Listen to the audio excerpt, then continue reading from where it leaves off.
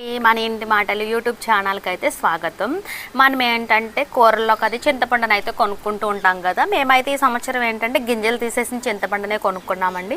ఇంకా కొనేసుకున్నాం కదా అని మనమైతే అలా స్టోర్ చేసేసుకోకూడదు అనమాట.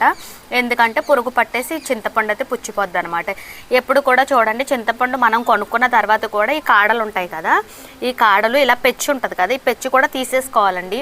ఈ పెచ్చి తీసేసుకుని ఇంకా క్లీన్ చేసేసుకుని మనమైతే ఇంకా ఎండలో పెట్టేసుకుని కొంచెం కళ్ళుప్పు ఉంటుంది కదా, కళ్ళుప్పు కలిపేసి ఇంకా వీటిని ఇలా ఉండల కింద చేసేసుకుని మన పింగాణి జాడీలు ఉంటాయి కదా, ఆవకాయ పెడతాం కదా, అలాంటి జాడీలో స్టోర్ చేసుకోవచ్చు, లేదంటే ఫ్రిడ్జ్లో కూడా స్టోర్ చేసుకోవచ్చు. అలా చేసుకుంటే 1 year వరకు అయితే చింతపండు పాడవకుండా చాలా నీట్గా అయితే ఉంటుంది అనమాట. మేమైతే 1 yearకి ఒకసారే కొనుక్కుంటాము.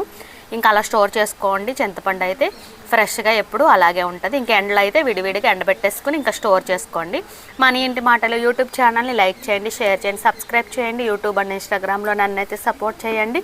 ఈ టిప్ని మీరు కూడా ఉపయోగించుకోండి.